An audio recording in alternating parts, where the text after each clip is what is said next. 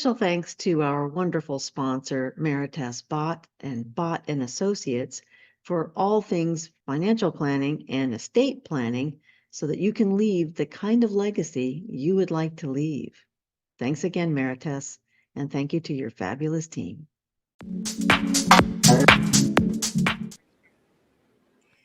Have you ever been on an incredible adventure? I mean, like an incredible adventure. Did you just want to go on an incredible adventure? I think all of us do. That's why we go to the movies, watch TV.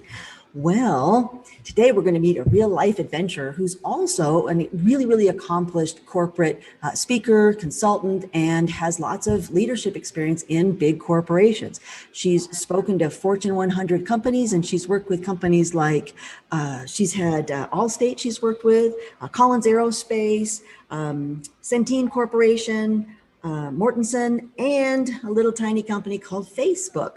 So she's really accomplished, and she's done some amazing adventures that I want her to tell you about, because she tells them way better than I ever could. And she's written a really great #1 international bestseller. So if you want to write a book, if you want to speak more, if you want to know how it is that you can create stories that people will pay more for so that you can be a big international speaker. So she's going to tell us all about her adventures and all about her great book and all about what she does in corporations and associations. And I would love for you to now get to meet the beautiful, the talented, the incredibly smart Suzanne K. Nance. Welcome to the show. Yay. Thanks for being here. Thanks for being here. Of course. How's it feel having this international #1 best-selling book? Yeah, simply amazing. I thought I had a book in me. It took some really strong personality types like you to kind of hold my feet to the fire, to hold me accountable and coach me to finish the chapters. And then once it was all together and complete, it's just turned out amazingly well. It's unbelievable. Oh, congratulations. Congratulations. It is one of my very favorite books. And I admit to being a tad biased because I adore you and because I got to help work on the book, but it really is great. So if you have a chance to read it, you listening and you watching, definitely pick it up. Why don't you tell us the name of the whole book so people can go find it on Amazon? Yeah. Lead from the top, how to make your life, your team, and your leadership a grand adventure. We all love an adventure, don't we? That's lovely. So I remember when we came up with the title for the book. Do you remember the process? And, because it is a big #1 international bestseller. It's done well for you. It's also the name of one of your speeches. So it seems to have worked well. And, I always say to people that a title of your book, all you should have to say when people, say to you, so what do you do, is, oh, I just wrote a book, or I'm writing a book on exactly what I do. Title, subtitle. It should explain a lot of what you do. So you don't have to do that heavy lifting of spending half an hour explaining all the time. But when we came up with the title for yours, what was the process like of coming up with that best-selling title? And then, obviously the book that you had to work so hard to write. Right. So obviously, to hold the Explorers Grand Slam, you must reach the top of these 7 summits. So it is definitely from the top. And then because I've done the work in corporate America, working with leaders, emerging leaders and teams, it's really sort of incorporated experiences with them as they're leading from the top, right? So or reaching their top. So it was sort of a metaphor, even though it had actually been reaching in my case, but reaching in the case of these teams, leaders, and emerging leaders. Which you are very good at doing. So I would love for you to tell us about what happened when you did go for the climb up Everest. It's an extraordinary experience that you had, and I know you tell it on stage. So would you mind sharing it with all of the viewers and listeners, please? Oh, I'd be happy to. Thank you, Suzanne. So I personally didn't go to Everest with a death wish. However, I knew the statistics and the odds, and we all hear sort of information about people dying or standing in line every year. And the year that I went, about 1 in 6 individuals perished attempting to make the summit. 1 in 6. Yeah, 1 in 6. Mm. So, as often I do in my coaching, when there's extreme danger involved or extreme situations that could lead to death, I invite my clients to write letters, goodbye letters. So I You wrote, help people with life or death situations in corporations? some Like people come what? to me and cancer or Oh, safety or I'm a CEO that's going to have to turn things over to other people, or wow, that's a tough thing to deal with. Okay. So you help them transition with those sorts of really big situations. and more than just a family member's, letters that Great are companies, yeah, you're right. my situation when this is what I learned. I think much like that letter from the president who passes it on to the next president, right? Right. So Well, what did you write? What did you I write wrote when you were about to go to one of the most dangerous places on earth? yeah, I wrote goodbye letters to my friends and my family, and it Did- was heartfelt. So I really know this process. It was as if I had already passed. So Mm. you're kind of writing from the beyond, and you're telling intimate little stories or motivation or whatever. And they all started with the same way. If you're reading this, um, I'm extremely sorry. Something has gone tragically wrong. And I finished them all, and put them in envelopes, sealing them, and I addressed each one. And then I put that in a master envelope. And I sent that off to a friend of mine who was a climbing buddy on other mountains. She wasn't going to Everest, but she was going to watch me on social media as I attempted to climb Everest, with the instructions of, if something should occur, she was to open up that master envelope and send all the letters out. And I had even stamped them. This was a no-brainer for her. But because I know her curiosity, I happened to write her letter and send to another friend so she didn't get snoopy and open it up prematurely to see all the marvelous things I said about her. How great she was. I got it. Oh, smart. Very smart. Yeah. So, Everest is 5 miles above sea level. It's over 29,000 feet. And, I know this is really hard to remember, but remember when we used to fly? The pilot would come on, but kind of a little after takeoff, and tell us about the weather and any things we should notice out the windows. And then he would tell you your cruising altitude. Mhm, mhm. Well, that was about 30 to 32,000 feet. Well, guess what? That's the top of Everest. And I wanted to go there. I wanted to be at the top of the world in cruising altitude. So you start out in Kathmandu. There's two ways to go. You could do China or you could do Nepal. And Kathmandu is pretty much the easiest, not necessarily route, but easiest way to attempt.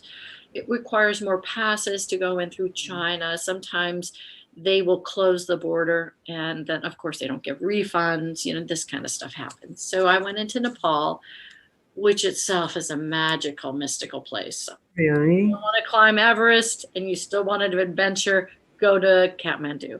It was just enchanting. And from there, we had to go and get on a helicopter, actually. This was one of the Russian helicopters that they use. And it's all for cargo. It's kind of like the school bus of helicopters. And we all get on. This is where I really felt the adventure was happening. I'd never been on a helicopter before. And as I'm plugging in my earplugs and sitting around with my teammates and my gear, I Yeah, thought, this is really it. that's amazing. So we took off to our little town. It's kind of in the heart of tourism there. And tourism, it's called Namche Bazaar. And it's in the base of what they call the Khumbu region. And that's a big valley that stretches up towards the mountains, including Everest. And here, oftentimes, trekkers get off, as well as mountaineers, because there's many mountains to climb, not just Everest in this area. And if you think that Kathmandu is amazing. Namche Bazaar is on steroids because it also is the passageway between Tibet, or China, and Nepal itself. So we started here, and to get then up to Everest Base Camp takes about a week. It's about 17,600 feet. So this is where you're going to call home for about 2 months. Right. And from here, it's the staging area to get to the top of Everest. So we started our way up to Camp 1, and you start really early in the morning because you want it to be cold. So it's the time when it's most stable. So we got out there about 4 o'clock in the morning, and we're not the only ones out there. There are other teams, but there's mostly people who are carrying loads up higher. And again, this is the local people called Sherpas. And these individuals can work as cooks or guides or people who help you take tents up or fuel up to the next level. And as I was standing, kind of shivering, waiting for our team to go, out of one of the corners of the snow mounds comes about 5 Sherpas. And I recognized one right away. It was Dawa Tempa. Now, I had met Dawa just a couple days earlier in our tent city. So base camp swells to about 1,000 people. And in that, it's not just all climbers. You have a med tent, you have camera crews, you have researchers. So there's a lot of individuals who come there for different purposes. Not everybody wants to reach the top. And I had met Dawa at one of the other camps. Yeah. Yeah. Not everybody can lead from the top like you. Yeah, not everybody wants to lead from the top. I'm sorry, I couldn't help but throw your book title in and throw you off. There's a purpose in this book's name. I get it. So Dawa was from the local area. Yeah. A couple days earlier, tell me more about him. Yeah, so he was wonderful, very young. And when we met earlier in the camp, we switched our information. Oh, I told him I was with a certain climbing company, and he was with a certain climbing company. And then he got super excited because Lakpa, who is also from that region, he's our Sirdar, and that means he's just in charge of our guides and the camp and making sure that everything runs, the logistics, right? And his wife was Lakpa's niece. And he also said at the same time that she was pregnant and he was going to be a father. And he was so excited to share this information. So, of course, in the morning, I saw him come around and namastes, which means I welcome the light from you, sharing the light for me. It's a salutation. It's lovely when you come and you go. And he namasteyed right back. And then he asked, of course, Lakpa if they could go ahead. They're super fast. They can carry much more gear than we can. So, of course, Lakpa said, go on. So they went bounding up the next level, and we come plodding along. And then we're into our climb probably about hours. We started at 4. It's now about 7:30 in the morning. And the sun still isn't hitting into the ice field, but it's coming up, right? It's light. We no longer need our torches or headlamps. And all of a sudden, Lakpa's behind me, and I hear a crack of his radio. All the guides carry radios so they can understand the dynamics that's happening up and down the mountain. Oh, wow. Radio cracks on, and I hear the word accident. I'm like, what's happening? He straightens up and he looks ahead and he listens a little bit more, and then he moves past our line and up to the guide that was leading our line. Right. And he's pointing up over the next ridge, and our guide looks at us and tells us to halt. And they're pointing, and all of a sudden I see Lakpa tighten his backpack straps and put on his sternum strap for security, and he takes off. So our guide turns to us and says, there's been an accident. Lakpa's going to go check it out. Let's continue and meet up with our other team. As we had split early in the morning, we were faster than our first team. So the idea was we were to catch up with them. And in fact, we got up to the next rise and there they were down in the lower rise, right in the valley. So we moved down to them and I could see Lakpa and our head guide talking. And then they both took off. And our guide and our little team moved up to the front. And we stood there and hooked our backpacks into the anchor line. And we waited for further instructions. Oh my gosh. It didn't take very long before we heard the crack of the radios again. As I said, all the guides had them, so of course our guide had one. Mm-hmm. And the entire mountain was hanging on that crack, right? What is being said? And our head guide said, there has been an accident. There has been an avalanche that pushed a bunch of seracs, these boulders, onto 3 of the Sherpas, pushing them off the path and crushing them and burying them to death. No. I was mortified. As I said, I came prepared for the inevitability of my demise. I had prepared my family, my friends, my mind, but I wasn't there and was not prepared for someone else to lose their life for me to get to the top of a stupid mountain. Oh. I was devastated. I bet. I'm so sorry. Oh. So I couldn't hold back the tears learning this information. And then I realized it was just up the next rise. It could have been us. Totally, yeah.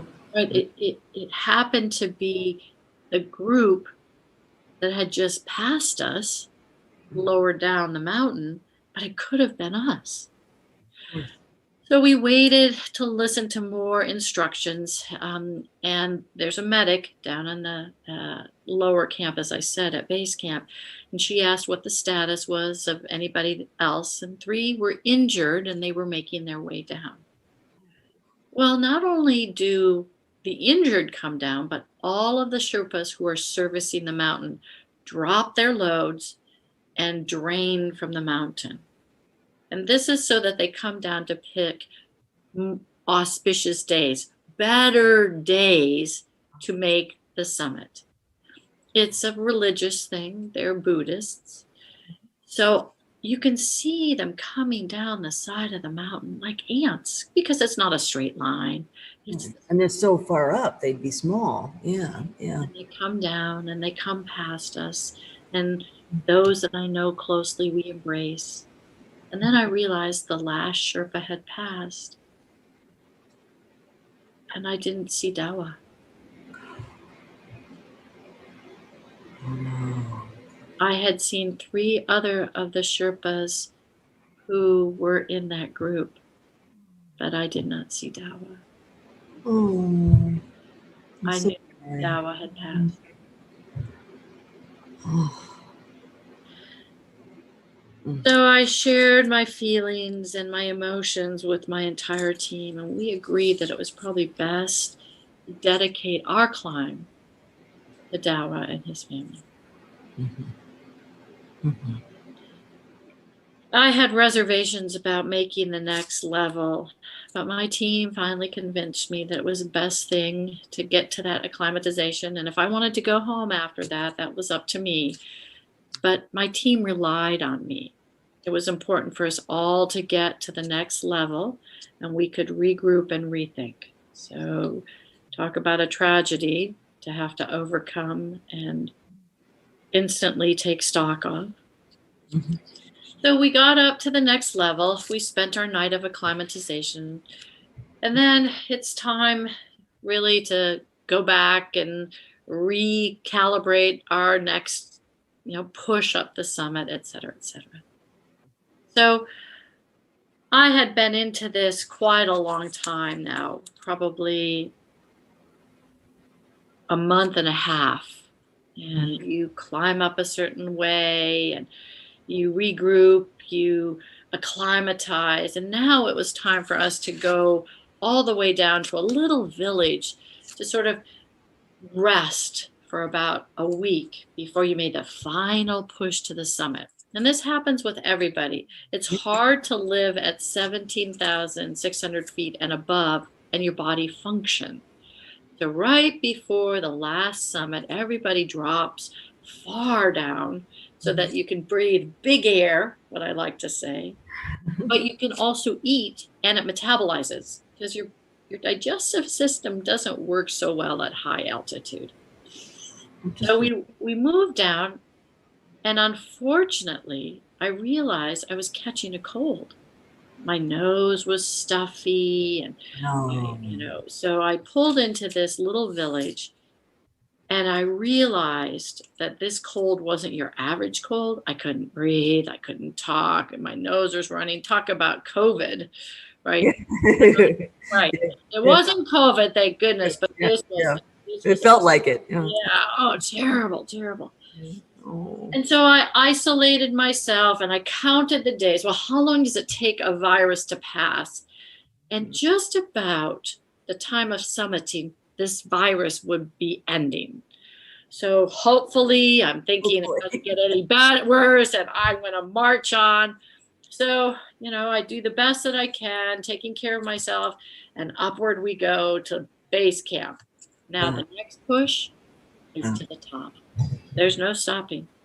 So we go up through the Khumbu again, and I'm suffering. I've got this terrible, annoying, hacking cough. And Lakpa is right behind me. He's such a sweetheart. He's actually taking care of me, stopping and letting me breathe, asking me how I'm doing. And I get up to the very top and I'm bending over, hacking and coughing. And right on cue, we have one of the doctors that was in our team walk over to me and I cough up this green mucusy stuff. Oh, stop. And I look up at him and I say, am I going to be okay? Oh, yeah, you're going to be fine.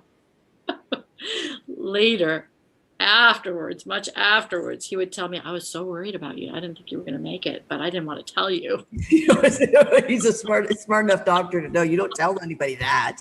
You'll be fine. Yeah. So with the confidence of a physician telling me I would be okay. Good job. Wow. Okay. We kept going up to Camp 2. And I crawled into my tent exhausted at Camp 2. And that's about 21,000 feet. Truly having a hard time breathing. Nose is still going. But I noticed as I crawled into my tent mate is laying down on her bag. She doesn't even raise her head. Now, because she's my tent mate, she has the cold too. And I asked her how she's doing, and she just said, not well. So our head guide, comes to the foot of our tent. Of course, he doesn't come in because he doesn't want our germs. But he says, how are you two doing? And I sit up and respond, well, I think I'm getting better.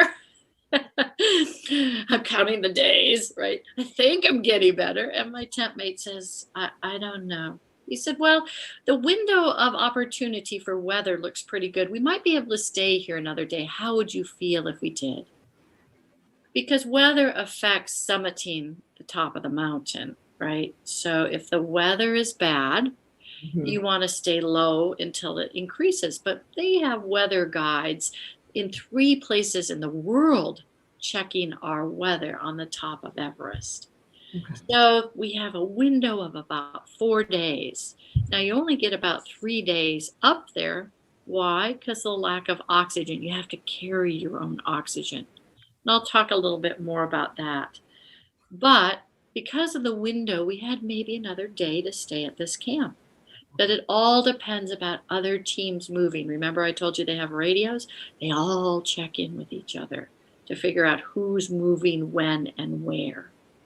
So we've seen these huge lines on Everest. We didn't want to be in one of these huge lines. So the next morning, our head guide comes to the foot of the tent again.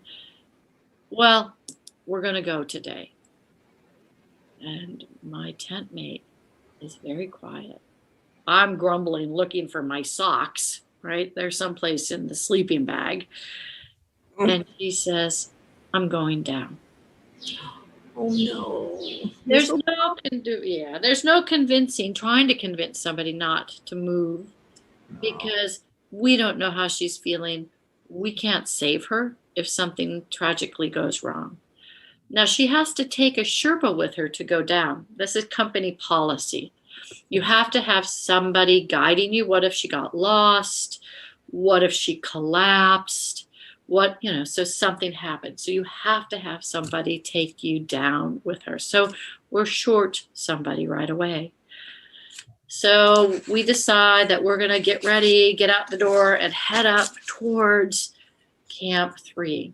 So it's about 23,000 feet. And this is where we finally turn over to these oxygen tanks. We didn't do it the first time because you want to really push your red blood cells to manufacture in your bone marrow. And that happens when your brain goes, I can't breathe.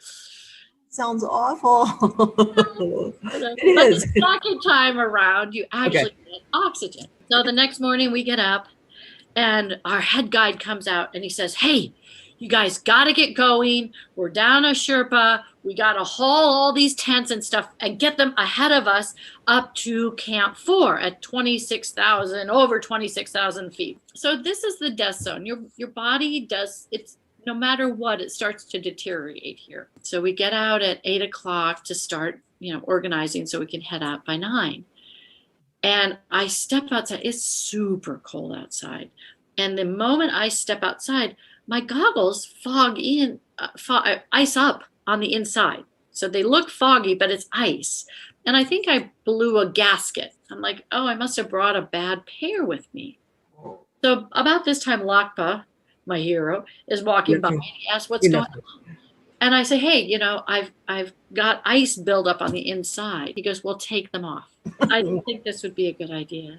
No. So I put my jacket as far as it would go over my face. About an hour into it, Lakpa is checking the troops. How's it going? How's it going? Yeah. Comes up to me and says, well, how's it going? I go, I'm not an Everest summiter. Pulls my arm off a line, right? Pulls me over to talk to me. What do you mean you're not? I said, my face is getting frostbite. My feet are cold. So I told him, I can't do it. I'm going to frostbite my face. So he pulled off a Sherpa. Remember, I told you, you always had to have another person. And I said, I see where our tents are. I can make it myself. And he said, no, absolutely not. Good. And sent me off back to my tent. Now, by the time I got there, I was exhausted. So I crawled in and immediately fell asleep. I was just out. Yeah. So the next day was dismal. I was so depressed, and thank goodness for my tent mate. He was optimistic because we didn't know whether we'd get another opportunity. Then we get to almost what they call the South Bench, and my feet are freezing. And I'm thinking, I don't know. I only had so much more to go. It's only a little over a mile from the South Col to the summit. There. I'm going to be as proactive as I can. So the next part of Everest is super steep and little tiny traverses. And it's as if you're walking into the universe. I told you earlier that you could see the stars, but it's almost 5 miles into the universe. It's almost out of our planet. And I have never seen anything so remarkable. And I've seen a lot of stars. Yeah. My entire life. Oh my gosh. And then it happened. I was looking over my right shoulder and I could see a thin yellow pinkish line coming over the horizon. The sun was just about to rise. And then not only that, I realized I could see the curvature of the earth. Like me and the astronauts are the only people who have ever seen this in the entire world, outer world, right? And I'm privileged on my way to the top of Everest to experience an out-of-world experience. Oh my gosh. Wow. So then it happened. Beautiful. sun comes up, it hits my body, and I'm starting to get warm. And about this time, we're at this place called the South Summit. Now, this is not the summit of Everest. It is the south side has a small peak, but it's not small. You still have to crawl over with ropes and wrapping your arms around and pull your body over, which I did. And then I'm moving down the opposite side into this little nook, kind of, before you start climbing the final ridge to the top of Everest. And as I'm there, I'm starting to move over a little bit, step to the side to let my teammates come down behind me. Laka grabs my arm. Cornice. This man has saved me everywhere. A cornice is something that builds up snow at the ridge of a mountain, but the wind pushes some of that snow over, so you don't really know where the ridge ends, and nothing is underneath it. Oh. Right. Oh. It pulls me over, and so I step nicely over this way to let more people come down, and I look down and I see a dead body that's been pushed. Oh no. Oh no. And then I'm a little nervous. Sorry. And I step forward. How sad. That's so sad. Yeah. Oh, yeah. And I look towards the top and the way we have to go with the Cornice Ridge, which is very narrow and scary, up to Hillary Step, which is a big boulder. And I see my friend, the guide. And he says, well, how are you doing? And I said, I don't know if I can go on. And he says to me, as he looks towards the summit, many people don't go on from here. Now, I've been on 6 of the 7 summits with this man. And this is the motivational speech he's He could do better. He could do better. Yeah. Well, I mean, people die right at the top. That poor person that you walk, how sad, and they're there forever. And yeah, so he's right. Not everybody does. But yeah, that's not the best motivational speech I've ever heard. He's my friend. So what did you do? What happened? That line. He knew you. He was playing you. Yeah. I walked over to the other side and clipped my harness into safety. Yeah, he's smarter than we thought. Okay. Wow. Move up the ridge until I get to the Hillary Step. Now, these boulders should not be here. Like, who does technical climbing at the summit of a mountain? This is too hard. Oh, poor thing. And you're so big. Oh, I watched my guide friend ahead of me. I'm like, okay, I think I can follow him. I see that there's a bunch of ropes, and they're all different colored. I'm supposed to hook into one, but I don't know which one because there's so many. So in my, oxygen deprived brain, I think I'll pick the color that's brightest. It must be here the first year, right? Perfect choice. I clip into that one, but just to make sure that I did not choose wisely, I wrap my hand around a whole bunch of other ones, right? Yeah, hedge your bets. Got it. Mm-hmm. And I start to move up on the snowy side, up around this boulder, but you get halfway up and you realize the path is going that way. So you step across this boulder, rewrap your hand, and I realized the rope disappeared. It went off around the boulder, but I couldn't see. Now, to your point, a lot of these guys are 6 feet taller. Yeah. Oh my gosh, yeah. 4. I can't.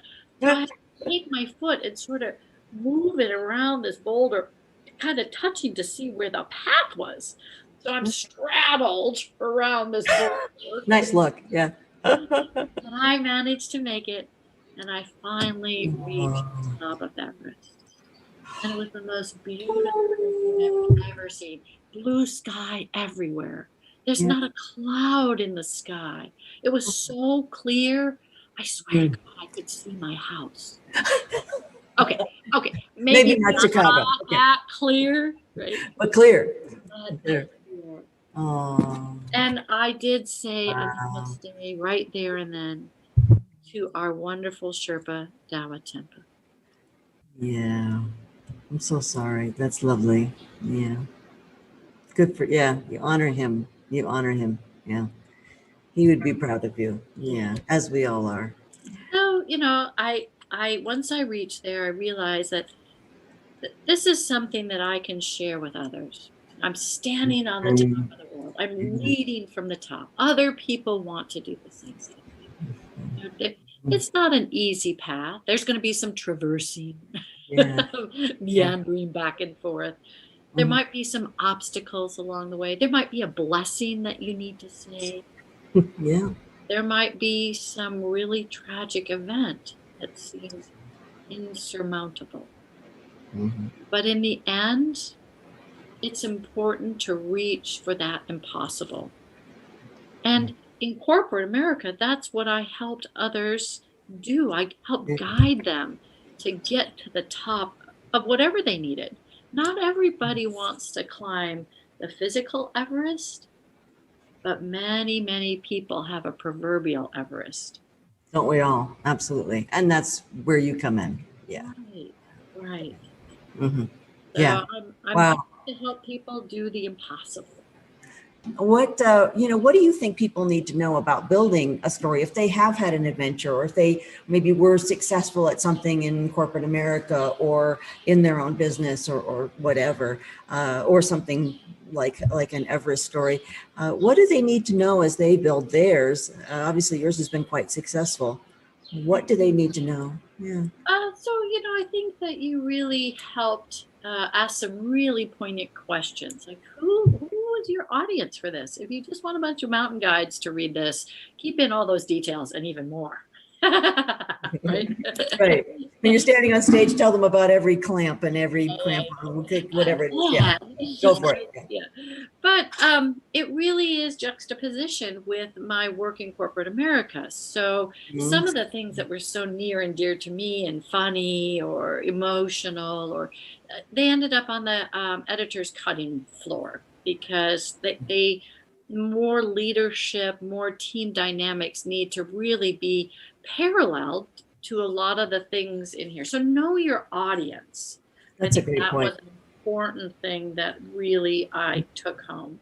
I love also how you built up, the Sherpa that dies, you built up Lakpa. Obviously there were a lot of Sherpas that helped you and a lot of people, but you kind of focused on one so we could bond with that person and bond with, the Sherpa who's your friend that, was about to have a baby. And they became a real person, not just, hey, a bunch of people died, because, 1,000 people die and it's a statistic, one person you actually know and care about dies and it's a tragedy. So you turned it from some statistic on some mountain far away into something that we feel the emotion of, and we feel that tragedy. So I thought that was well crafted on your part. Very nicely done. So, yeah. What do you think, what have you learned the most about doing keynotes, yours obviously is very motivational, but you also have, I know you do lots of programs that are much more meaty on leadership, and you also do consulting on leadership and help people be successful. But this is the core of that motivational program that you do. What have you learned about speaking as you've done so much more speaking? What impact do you want on the audience? What do you want them to take away, right? What do you want them to call to action? Right. So a call to action could be, come up to me and chat with me about, oh my gosh, I hadn't thought about the situation I'm in.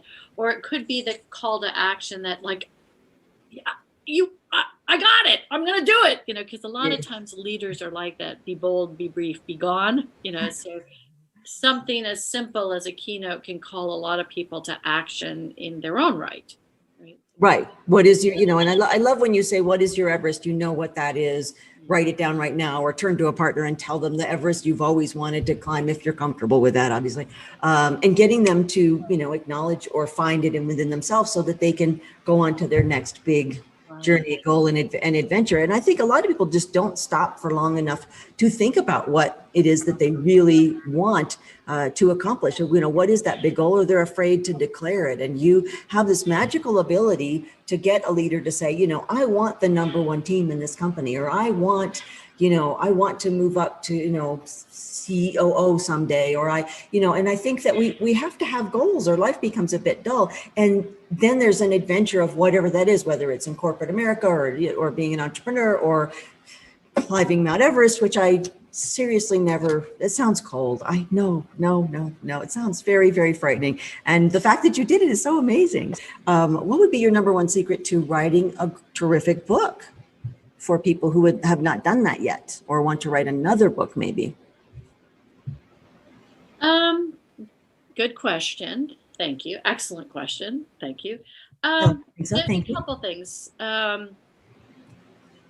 I had to find somebody to put my feet to the fire. Everybody needs a coach.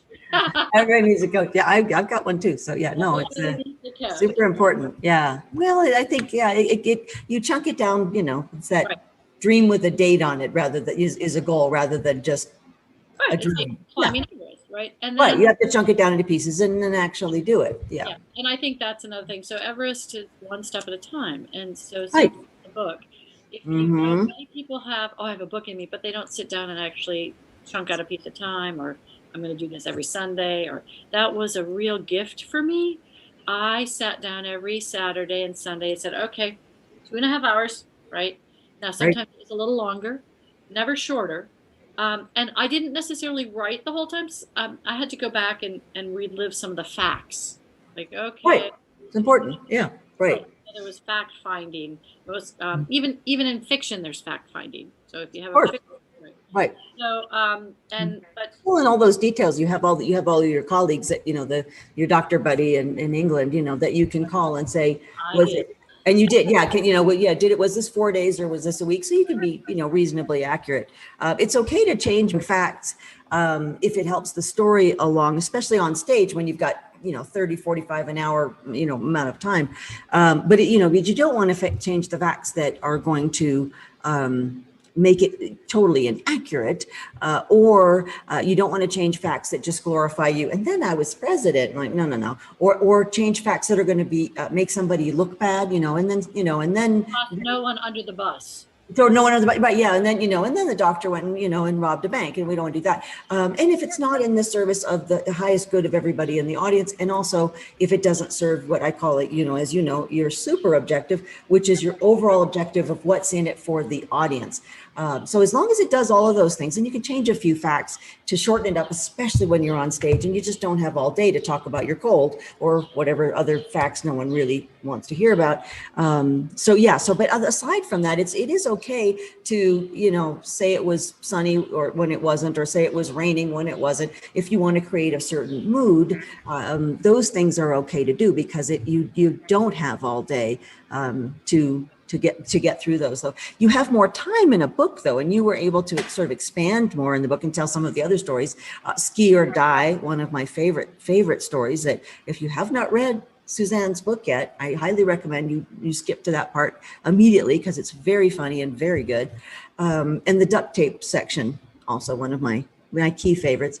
So what else did you learn about yourself from writing a book? I'm awesome. I'm kidding. You are awesome. No, I mean, I think it does build a certain, that's not funny. I mean, it is funny, but I think it builds a certain amount of confidence to see what you have to say and claim it. It's like getting to the top of the mountain and, sticking in a flag and saying, hey, I claim this as my territory. And you really did. Yeah. So you really truly are awesome.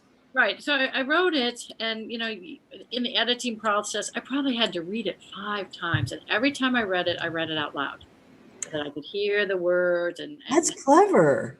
Oh, I haven't heard that before. That's clever. Story, right. And so I could tell the story, whether I was saying the story correctly, and I don't mean facts, right? Did it flow correctly in storytelling, right?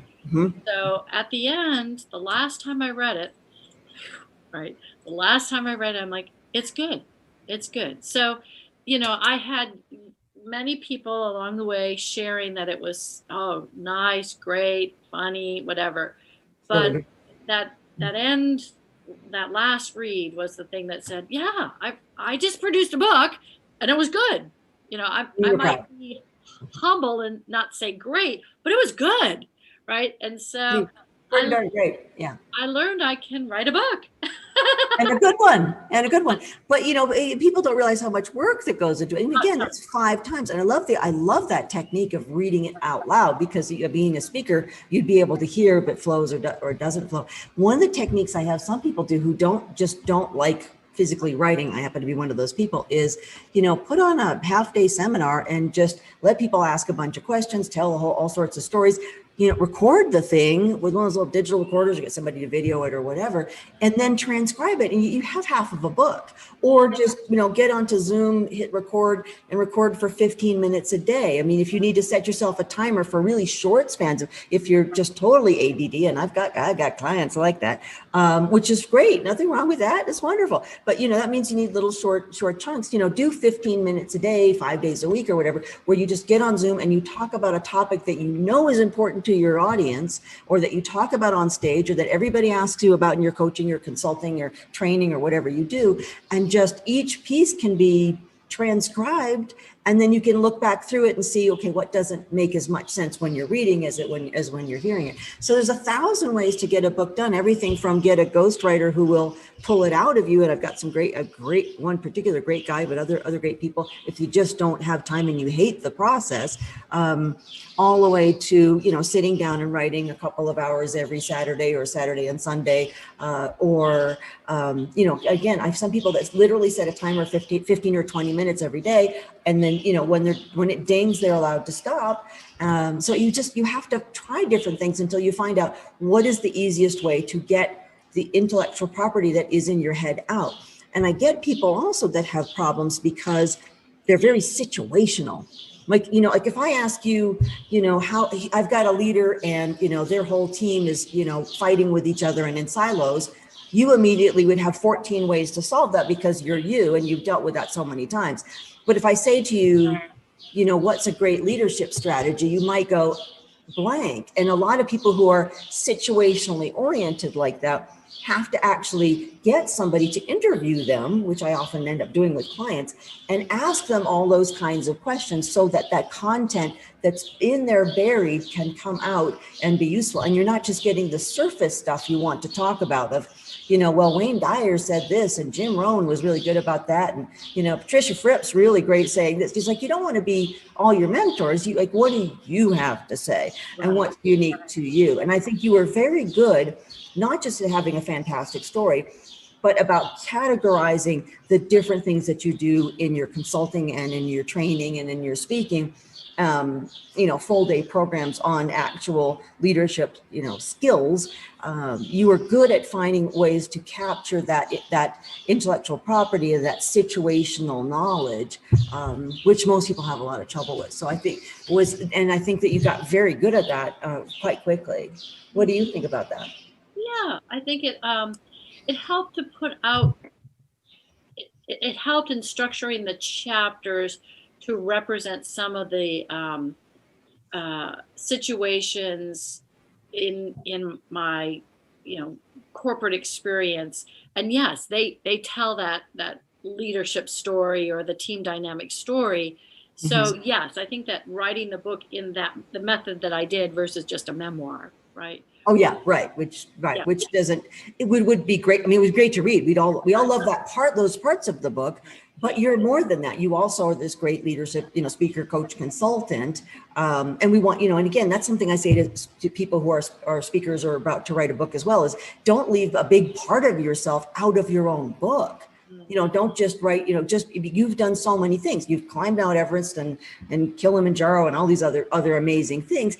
And you've done all this corporate stuff. So make sure that, if you have all of that to share, get it in the book, because otherwise people sort of sense that something's missing in a funny way. So you were good about making sure that you juxtaposed those various things in the book and got everything in there that somebody would need, not just to be inspired, but also to have some hard skills on how to be more successful in their business and their life. So yay.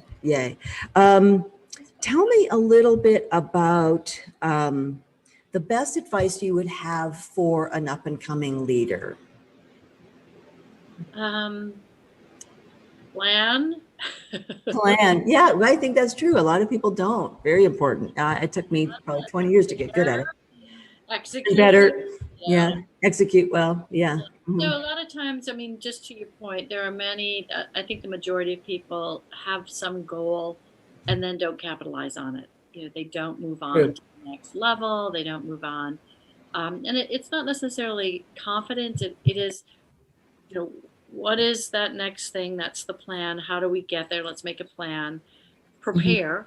Are you prepared enough for that next level? Be it, Mm. CEO, CFO, um, Mhm. emerging leaders. That's another one. I love emerging leaders. You're really good with them, I think. Yeah. Yeah, Yeah. they're a lot of You get fun. them. I Mhm. had to do this nice half day. It's know your North Star, and it's Oh, kind of a fun, nice. interactive thing. Because you're right. Are the emerging leaders preparing as well as they can? And then execute. Are you telling anybody? Are you, you know, are you Right. making sure that your work is known? Are you behind the scenes? Are you, how are you making sure that you are looking like the next leader? Right? Well, and for Everest, I mean, this metaphor holds. You guys did a huge amount of planning and preparing and training. And weren't you, we don't have any mountains. You and I both live in the Chicagoland area. There's not a lot of mountains. So I mean, you had to like put on great big boots and truck up and down the hills that are this big. I mean, there's a lot of planning, preparing, and training that goes into doing something like that. And I think most people in corporate America or in their own business, as I know a lot of people listening and watching are, and you may be in that situation listening, but I don't think we take enough time to train and prepare for the next thing and to plan for the next thing and to figure out how we're going to execute it properly. So I think that's probably why you have a career as a leader of other leaders, is because you are very good at that. And some of us, have struggled with getting good at that kind of preparing and planning. I think some people are naturally a bit more talented at it, but I think everybody can get better at it, which is super, super important. So yeah, those are great points. Do you have any parting wisdom, like the number one thing that you think speakers, authors, coaches, consultants, CEOs of small to medium-sized businesses, these are people that are our tribe here, that they need to know to speak better, speak more, double their business, grow their business, obviously my catchphrase, or to write a book? What would be one piece of really great advice that you would give, having been through all this already? Well, it's back to find your passion.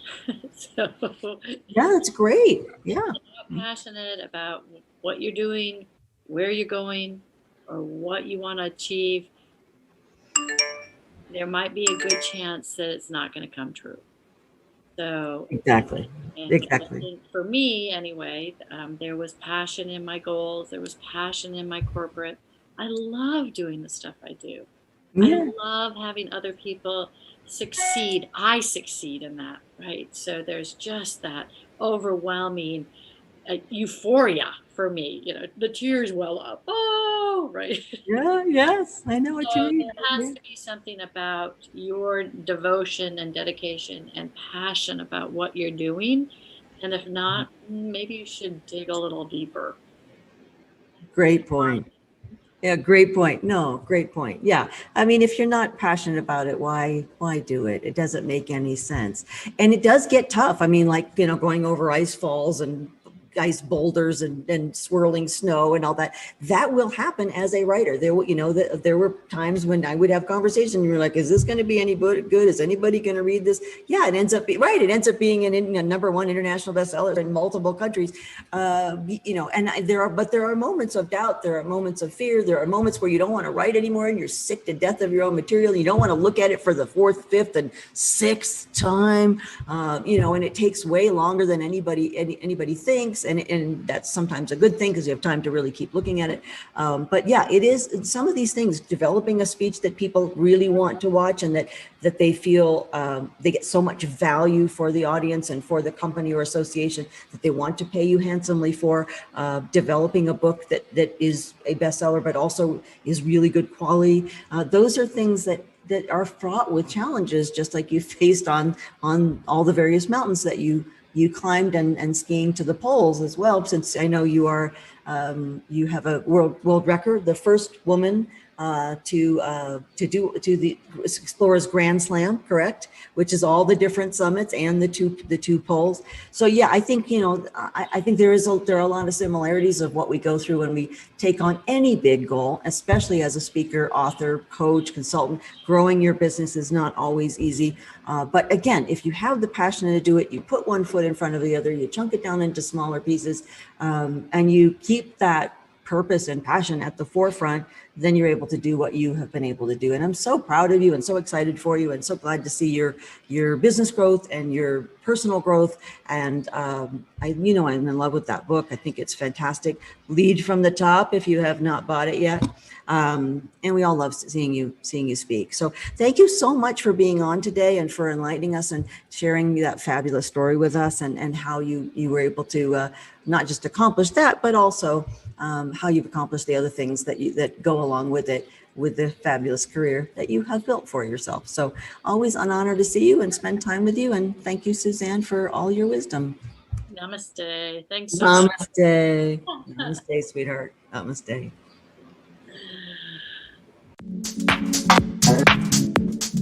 Thank you so much for bringing all the genius that you are to the Inspiring Victory Tribe.